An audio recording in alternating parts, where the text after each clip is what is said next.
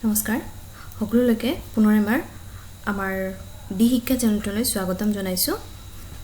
আমি ইতিমধ্যে পলিটিক্যাল সায়েন্সৰ অন্তৰ্গত শীতল যুদ্ধৰ যুগৰ বিষয়ে অলপ আলোচনা কৰিলো শীতল যুদ্ধ কেনেকৈ আলোচনা হ'ল আৰম্ভ হ'ল বুলি ক'বলৈ গ'লে যেতিয়া দ্বিতীয় বিশ্বযুদ্ধ সমাপ্ত হ'ল ঠিক সেই সময়তে শীতল যুদ্ধ আৰম্ভ হ'ল অৰ্থাৎ আপোনালোকে ক'ব পাৰে দ্বিতীয় বিশ্বযুদ্ধৰ সমাপ্তি আৰু শীতল যুদ্ধৰ আৰম্ভণি এতিয়া শীতল যুদ্ধ আৰম্ভ হোৱাৰ লগে লগে এই গোটেই ওয়াৰ্ল্ডৰ অৰ্থাৎ এই গোটেই বিশ্বত কি হ'ল নতুনত্ব সমসাময়িকত্ব ওয়াৰ্ল্ড পলিটিক্সৰ আৰম্ভ হ'ল বুলি ক'ব পাৰি অৰ্থাৎ সেই পুৰণা যিটো পলিটিক্স আছিল সেই পলিটিক্সটো এই দ্বিতীয় বিশ্বযুদ্ধৰ লগতে শেষ হৈ বৰ্তমানৰ যেটো পলিটিক্যাল সিস্টেম হে পলিটিক্যাল সিস্টেমটো আৰম্ভ হ'ল বুলি আমি ক'ব পাৰো এ চাব পাৰে আপোনালোকে the end of the second world war is a landmark in contemporary world politics ইয়াত এটোই ক'ব বিচাৰিছে যে end of the second world war অৰ্থাৎ দ্বিতীয় বিশ্বযুদ্ধৰ সমাপ্তিয়ে হ'ল is a landmark in contemporary world politics অৰ্থাৎ সমসাময়িকত্ব বিশ্বৰ ৰাজনীতি অৰ্থাৎ দ্বিতীয় বিশ্বযুদ্ধৰ সমাপ্তিয়ে হ'ল বৰ্তমানৰ যেটো সমসাময়িকত্ব ৰাজনীতিৰ আৰম্ভণি ল্যান্ডমাৰ্ক অৰ্থাৎ তাৰ অৱস্থানটোৰ কথা বুজাইছে এতিয়া আমি আলোচনা কৰিছিলো যে আমি আলোচনা কৰিছিলো যে জাপানৰ হিৰোশ্বিমা আৰু নাগাসাকিত আমেৰিকা যুক্তৰাষ্ট্ৰ যি বম ব্লাষ্ট কৰিছিল তাৰ পিছতে কি হ'ল জাপানৰ সমাপ্তি ঘটিল অৰ্থাৎ জাপান প্ৰায় ধ্বংসপ্ৰাপ্ত হৈয়ে লগে লগে তাত কি হ'ল দ্বিতীয় বিশ্বযুদ্ধৰ পৰিসমাপ্তি ঘটিল অৰ্থাৎ কি হৈছিল জাপানী আছিল মেইন কেন্দ্ৰবিন্দু আছিল দ্বিতীয় বিশ্বৰ আৰু হেতু আছিল এটা শক্তি আছিল আৰু সেই শক্তিটো ভংগ কৰাৰ লগে লগে কি হৈছিল সেকেন্ড ওয়াৰ্ল্ড ওয়াৰ শেষ হৈ গৈছিল এতিয়া শীতল যুদ্ধ কি হ'ল এই যে একে মিত্ৰশক্তিত অন্তৰ্ভুক্ত হৈ থকা মাৰ্কিন যুক্তৰাষ্ট্ৰ USA আৰু সোভিয়েট ইউনিয়ন আমি যাক কওঁ ৰাছিয়া বুলি জানো এই দুই শক্তিৰ মাজত তেওঁলোক কি আছিল মিত্ৰশক্তিৰ অন্তৰ্গত আছিল এই দুই যেটো এই দুখন দেশৰ মাজত তেওঁলোকে কোন বেছি পাৱাৰফুল কাৰ শক্তি বেছি আৰু এই গোটেই বিশ্বখনত কোনে ৰাজত্ব কৰিব আৰু নিজৰ ক্ষমতা দেখুৱাৰ কাৰণে এই সোভিয়েট ইউনিয়ন অৰ্থাৎ ৰাছিয়া আৰু আমেৰিকা যুক্তৰাষ্ট্ৰই আগবাঢ়িছিল আমেৰিকা যুক্তৰাষ্ট্ৰ দেখুৱাব বিচাৰিলে তেওঁলোকে গোটেই বিশ্বৰ আটাইতকৈ ক্ষমতাশালী ৰাষ্ট্ৰ আৰু আমাৰ ৰাছিয়াই কি ক'ব বিচাৰিছিল যে তেওঁলোকে এই গোটেই বিশ্বৰ মহাশক্তি অৰ্থাৎ সকলো শক্তি তেওঁলোকৰ হাতত আছে এই দুই শক্তিৰ মাজত যেটো তেওঁলোকৰ মাজত ক্লেশ হৈছিল সেই ক্লেশৰ কাৰণে এই কল্ড ওয়াৰ আৰম্ভ হৈছিল তেওঁলোকে কি কৰিছিল কোনো অস্ত্ৰ নোহোৱাকে কোনো কাৰো ক্ষতি নকৰাকে কেৱল ভিতৰে এটো চলি আছিল তেওঁলোকৰ যুদ্ধ চলি আছিল এতিয়া অস্ত্ৰবিহীন যুদ্ধ বুলি কেনেকৈ ক'ব এতিয়া আপোনালোকে চাব পাৰে মিত্ৰশক্তিত যিসকল দেশ আছিল সোভিয়েট ইউনিয়নৰ ওচৰা-ওচৰি সোভিয়েট ইউনিয়নৰ লগত লাগি থকা দেশসমূহ আৰু মাৰ্কিন যুক্তৰাষ্ট্ৰ অৰ্থাৎ আমেৰিকাৰ ওচৰ-পাজৰে লাগি থকা দেশসমূহ সকলো মিলি পেলাই তেওঁলোকে কি কৰিছিল মিত্ৰশক্তি গঠন কৰিছিল আৰু সেই মিত্ৰশক্তিয়ে কি কৰিছিল দ্বিতীয় বিশ্বযুদ্ধত অংশগ্ৰহণ কৰিছিল এতিয়া কোন পাৱাৰফুল বেছি আহি গ'ল কল্ড ওয়াৰত হে তেওঁলোকে কি কৰিলে তেওঁলোকৰ ওচৰ-পাজৰে থকা অঞ্চলসমূহ মাৰ্কিন যুক্তৰাষ্ট্ৰৰ অন্তৰ্গত হৈ থকা যিবোৰ দেশ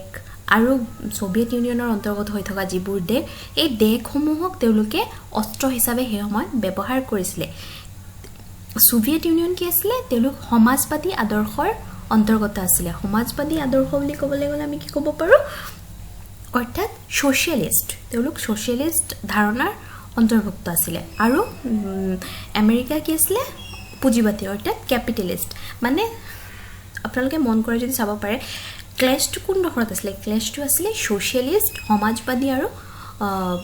ক্যাপিটালিষ্ট পুঁজিবাদী এই মতাদৰ্শটোৰ লগত তেওঁলোকৰ ক্লেশ চলি আছিল সোভিয়েট ইউনিয়নে বিচাৰিছিল তেওঁলোকৰ যেটো সমাজবাদ আদৰ্শ আছে এই গোটেই আদৰ্শত গোটেই বিশ্বখন চলক আৰু আমেৰিকাই কি বিচাৰিছিল তেওঁলোকৰ যেটো ক্যাপিটালিষ্ট আছিল ক্যাপিটালিষ্ট বা পুঁজিবাদী আদৰ্শ বুলি ক'ব পাৰে এই গোটেই আদৰ্শটোৱে গোটেই বিশ্বখন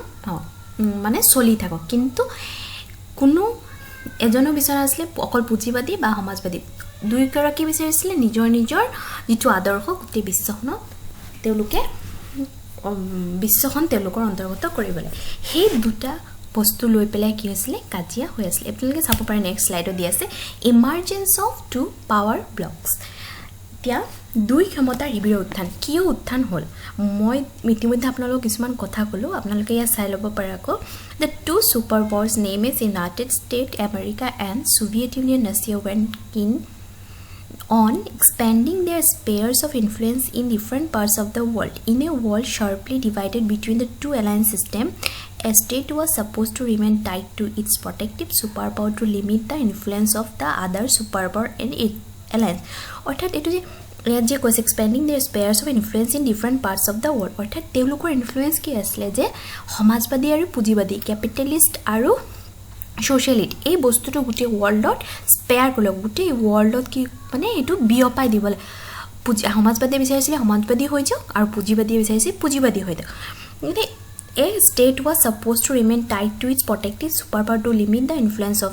other superpower in its alliance যি সকল নিজৰ অৰ্থাৎ ৰাশিয়াৰ অন্তৰ্গত সোভিয়েট ইউনিয়নৰ অন্তৰ্গত যিখিনি কান্ট্ৰি আছিল আৰু ইউনাইটেড ষ্টেটৰ অন্তৰ্গত যিখিনি কান্ট্ৰি আছিল হেখিনি নিজৰ নিজৰ ঠাইডখৰত অৰ্থাৎ ইউনাইটেড ষ্টেটৰ অন্তৰ্গত যিখিনি দেশ আছিল হেখিনি দেশত কি হৈছিল পুঁজিবাদী ক্যাপিটালিষ্টটো তেওঁলোকে স্পেয়াৰ কৰি দিছিল আৰু সোভিয়েট ইউনিয়নৰ যিখিনি আছিল তেওঁলোকে সোশ্যালিষ্ট যেটো আদৰ্শ আছিল এটো স্পেয়াৰ কৰিছিল নেক্সট স্লাইডত চাব পাৰে আপোনালোকে the smaller states in the alliance use the link to the superpower for their own purposes তেওঁলোকে কি কৰিছিল নিজৰ পাৰপাসটোৰ কাৰণে কি হৈছিল এই যেটো তেওঁলোকৰ আদৰ্শ আছিল এটো সুপাৰ পাৱাৰ সিগিলা ওন নিজৰ এটা পাৰপাস লৈ পেলাই হেখিনি কি কৰিছিল স্পেয়াৰ কৰিবলৈ আৰম্ভ কৰিছিল they got the promise of protection weapons and economic aid against their local rivals mostly regional rivals and rivals with whom they had rivalries এতিয়া সক তেওঁলোকৰ অন্তৰ্গত যিবোৰ দেশ আছিল বা তেওঁলোকৰ নাইভাৰ্স যিবোৰ ৰিজাইন আছিল হেবোৰক কি কৰিছিল তেওঁলোকে অলৰেডি কি কৰিছিল নিজৰ আদৰ্শবোৰ স্পেয়াৰ কৰি পেলাই আৰম্ভ কৰিছিল আৰু তেওঁলোকক কৈছিল যে আপোনালোকে যদি সোভিয়েট ইউনিয়নৰ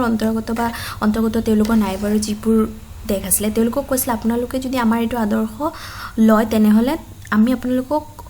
প্ৰমিস অৰ্থাৎ আমি আপোনালোকক প্ৰতিজ্ঞা কৰিছিল যে আপোনালোকক আমি সহায় কৰিম ঠিক হেদৰে আমেৰিকা যুক্তৰাষ্ট্ৰৰ নাইভাৰখিনিও তেওঁলোকে এনেকা কথা কৈছিল যদি আমাৰ আদৰ্শ আপোনালোকে গ্ৰহণ কৰে তেনেহলে আমি আপোনালোকক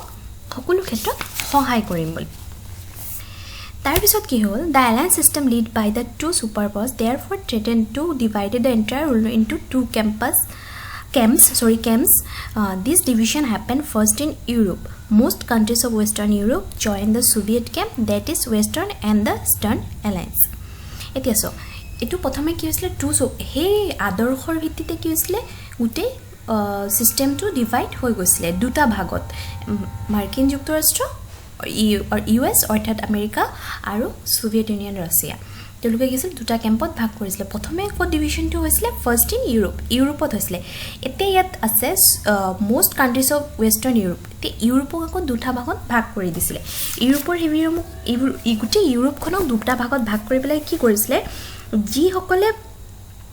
আপোনালোকৰ পুঁজিবাদী মানে মাৰ্কিন যুক্তৰাষ্ট্ৰৰ পুঁজিবাদী শিবিৰ প্ৰধানত পশ্চিম ইউৰোপৰ দেশসমূহত কেন্দ্ৰীভূত হোৱা বাবে পশ্চিমীয়া শিবিৰ ওয়েস্টাৰ্ণ ব্লক এতিয়া এডখৰত আপোনালোকে বুজিব লাগিব গুটি ইউৰোপখনক কি হৈছিল দুটা ভাগত ভাগ কৰি দিছিল ওয়েস্টাৰ্ণ আৰু ইষ্টাৰ্ণ এই ওয়েস্টাৰ্ণ অৰ্থাৎ পশ্চিমৰ যিখিনি ইউৰোপৰ দেশসমূহ আছিল হেমু কি কৈছিল মাৰ্কিন যুক্তৰাষ্ট্ৰৰ অন্তৰ্গত হৈছিল আৰু হেখিনি কি বুলি কোৱা আছিল ওয়েস্টাৰ্ণ ব্লকছ বুলি কোৱা আছিল আৰু সোভিয়েট সংঘই কি হৈছিল সমাজবাদী আদৰ্শ লৈ যিখিনি তেওঁলোকে কৈছিল সমাজবাদী আদৰ্শ কত বেছিকৈ স্প্ৰেড কৰিছিল পূব ইউৰোপত তা ইষ্ট ইউৰোপত তেওঁলোকে এটো মানে স্পেয়াৰ কৰিছে বুলি স্পেয়াৰ কৰিলে আৰু হেখিনি কি বুলি কোৱা হৈছিল মানে ইষ্টাৰ্ণ ব্লক বুলি কোৱা হৈছিল এতিয়া আপোনালোকে মন কৰিব লাগিব ওয়েস্টাৰ্ণ আৰু ইষ্টাৰ্ণ এলায়েন্সৰ বিষয়ে এটা যিখিনিয়ে সোভিয়েট ইউনিয়নক জয়েন কৰি পেলাই সমাজবাদী আদৰ্শতা সোশ্যালিষ্ট সোশ্যালিস্ট পাৱাৰত মানে অন্তৰ্ভুক্ত হৈছিল সোভিয়েট ইউনিয়নৰ অন্তৰ্গত হৈ সোশ্যালিষ্টত যিসকলে জয়েন কৰিছিল তেওঁলোকক কি বুলি জনা যায় ইষ্টাৰ্ণ এলায়েন্স অৰ্থাৎ ইষ্টাৰ্ণ এলায়েন্স মানে ইষ্টাৰ্ণ ইউৰোপ গোটেই পূব ইউৰোপটো তেওঁলোকে সোভিয়েট ইউনিয়নত জয়েন কৰিছিল আৰু ৱেষ্টাৰ্ণ ইউৰোপ অৰ্থাৎ পশ্চিম ইউৰোপ ক'ত জয়েন কৰিছিল কেপিটেলিষ্ট অৰ্থাৎ মাৰ্কিন যুক্তৰাষ্ট্ৰ ইউএছএ জয়েন কৰিছিল এইখিনি কি আছিল ৱেষ্টাৰ্ণ কেম্প এলায়েন্স বা কেম্প বুলি ক'ব পাৰে নিশ্চয় আপোনালোকে ইমানখিনিলৈকে বুজি পাইছে বুলি ধৰি লৈছোঁ ঠিক আছে আজি ইমানখিনি ৱেষ্টাৰ্ণ এলায়েন্স আৰু ইষ্টাৰ্ণ এলায়েন্সৰ কথাখিনি গম পালে আৰু পাৱাৰটো কেনেকৈ তেওঁলোকে নিজৰ মাজত স্প্ৰেড কৰিছিলে সেইখিনি কথা আমি আলোচনা কৰিলোঁ আমি নেক্সট ক্লাছত বেলেগ এটা বস্তু আলোচনা কৰিম ঠিক আছে থেংক ইউ